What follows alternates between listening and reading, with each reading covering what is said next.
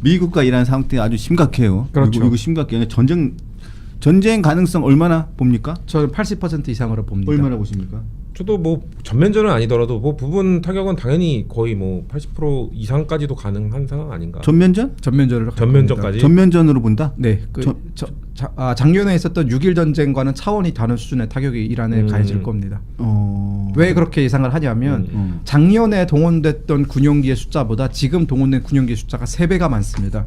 미군의 핵 공군 전력의 약 3분의 1 정도가 지금 중동 전역으로 모여들고 있고 지금 우리가 얘기를 나누고 있는 이 순간에도 장거리 폭격기들이 지금 이란으로 날아가고 있고요. 대서양을 건너서 날아가고 있는 중이고요. 항모전단이 지금 무려 3개나 동원이 됐습니다.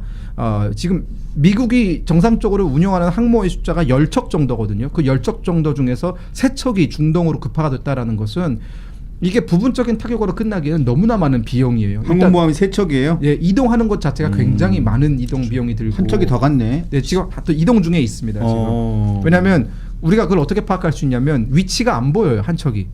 지금 위치 추적 장치를 끄고 지금 이동하고 있거든요. 그러니까 스텔스 상태에서 이동을 하고 있기 때문에 아마 3척 정도가 모일 것으로 예상을 하고 있고요. 걸프만에 3척 정도가 모여서 이란을 타격한다면 이번에는 단순히 뭐 핵시설 몇 개 타격하는 수준으로 끝나지는 않을 겁니다. 근데 전 오히려 이 규모가 커지는 것 자체가 저는 트럼프의 초조함을 저는 반증하는 그런 거거든요. 그러니까 지금 압박의 수위를 높여서 빨리 뭔가 해결을 해야 된다는 그 조급함. 왜냐면은 전면전으로 가게 되면은 세계 경제가 타격을 입을 거기 때문에 이란이 갖고 있는 건 결국 뭐 석유 그리고 이란 하나 해결한다고 해결되는 게 아니잖아요. 중동에 지금 사실 시아파 그 대리전 양상을 띌 수 있는 다른 나라들이 있기 때문에 단번에 해결이 될 수 있는 문제가 아니니까 결국 장기전으로 그럼 경기 침체로 이어질 수 있고 그럼 지금 트럼프의 머리의 가장 꼭대기에는 결국 11월 중간 선거인데 그러면 경제가 흔들리게 되면 지금 이란 하나 이거 약간 잠재우는 걸로 경제가 타격받아서 결국 11월 선거에 해를 끼친다? 저는 그거는 그래서 전면전으로 가지 않을 가능성은 여전히 높다고 보고 그럼에도 불구하고 압박 수위를 높이는 이유는 결국 이 문제 해결했다는 그래서 이란을 압박해서 뭔가 본인이 좀 얻어냈다는 그 성과를 거두기 위해서 압박을 막 높이는 거지 진짜 전면전 하려고 할까? 저는 거기에는 아직까지는 퀘스천 마크예요. 근데 미국이 네. 그렇다면 미국이 가장 원하고 있는 시나리오는 뭔 거예요?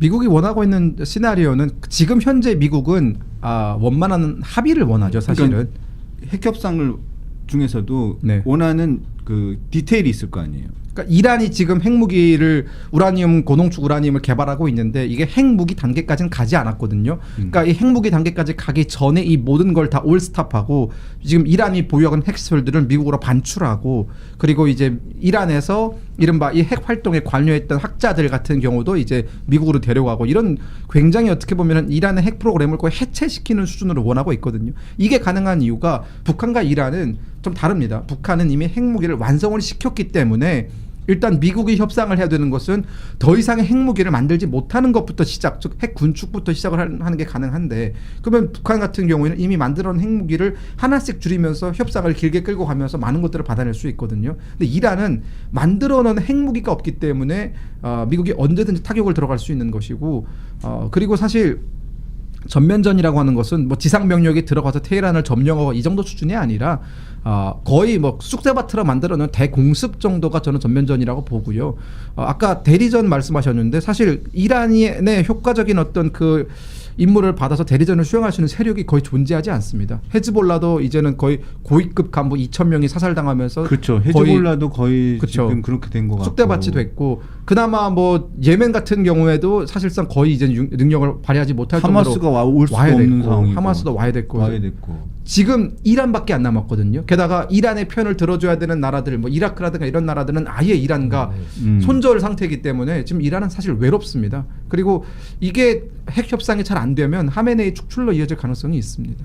그러니까 결국 그 협상이 잘 되는 게 대변인 그래도 말씀하신 거는 협상이 잘 되는 게 최우선이잖아요. 그쵸, 그렇기 네. 때문에 지금 결국 핵심은 이제 핵무기는 없습니다만 농축 정도 수준을 동결을 해버리든가 지금 무기급이 되려면 원래 90% 네. 넘겨야 되는데 지금 뭐 나오는 정보에 의하면 한 60% 정도까지 농축이 돼 있다고 하던데 거기에서 동결시키는 정도로 미국이 만족할 것인가 아니면 어느 수준에서 이란도 지금 아니다 우린 계속 올라갈 거라고 하고 있으니까 그 정도에서 합의를 보지 않을까라는 지금 근데 합의도 안 보겠다는 게 이란 입장이기 때문에 타결이 안 된 건데 저는 이 정도까지 압박 수위를 높이면 결국 이란이 무릎 꿇으면 약간 꿇으면 트럼프도 굳이 경제적 타격을 입으면서까지 이거를 강행할 가능성이 전 퀘스천 마크이기 때문에 그래서 저는 타결될 가능성이 저는 아직까지는 있다고 보는 거거든요. 그 저는 지금 두 분 말씀하신 내용들에서도 굉장히 그 동의를 하는데 저는 개인적인 궁금함은 그런 거예요.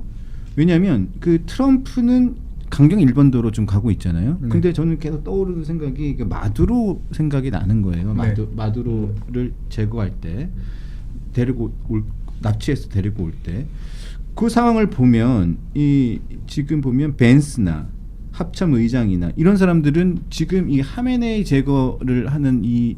제거하려고 하는 작전에 대해서는 좀 부정적인 의견이다. 이렇게 뭐 뉴욕 타임즈나 다른 그 미국 언론에서 그렇게 보도를 하고 있잖아요. 거기에 대해서 뭐 트럼프는 굉장히 사실과 다르다 그러면서 얘기를 하고 있기는 있는데 결국은 마두로를 데리고 오는 것처럼 하메네이 가족들이나 하메네이가 그 쭉 뒤에 승계를 하게 될 그 사람들 그 예. 사람들을 그런 식으로 핀셋으로 뽑아서 데리고 나올 것이냐 아니면 정말 아까 얘기했던 것처럼 그냥 전면적으로 공습을 먼저 할 것이냐 난 이게 궁금한 사안이거든요. 어떻게 예상을 하세요? 마두로 같은 경우에는 사실은 이제 핀셋 축출이 가능했죠. 그 가능했던 이유가 베네수엘라의 군사력이 형편없었고요. 그리고 베네수엘라의 그 카라카스 수도 자체가 해안가에 위치해 있기 때문에 미국의 특수부대가 들어가서 빼내서 미국의 군함으로 이송할 수 있는 그런 여러 가지 전략적인 혹은 지리적인 여건이 가능했습니다. 그리고 마두로 그 베네수엘라 안에는 물론 굉장히 미약하지만 상징적인 마차도 같은 그런 야당 지도자들도 있고 그리고 마두로 밑에서 부통령을 했던 로드리게스 같은 경우에는 의외로 트럼프 대통령과 죽이 잘 맞아서 그러니까 거의 약간 배신사 느낌이던데요. 네, 지금 거의 정치범도 다 석방하고 있고 미국이 하자는 대로 따라가고 있거든요. 그러니까 미국이 봤을 때 베네수엘라는 마두로만 제거하면 저 독재자만 제거하면 그래도 안정적인 관리가 가능하다라고 보는 것이고요. 그 이란 같은 경우에는 좀 다른 것이 여기는 신정 체제 아닙니까? 그쵸. 여기 베네수엘라는 신정 체제는 아니었거든요. 그러니까 여기 신정 체제, 종교와 정치가 하나로 움직이기 때문에 특히나 이란 국민들도 미국에 대한 반미 감정이 상당히 높고 그리고 이슬람에 의존하는 그런 것들이 너무 높아서 만약 하메네이를 축출하다시피 하면은 미국 전역에서 아마 여러 가지 테러라든가 그런 것들이 벌어질 가능성이 좀 있습니다.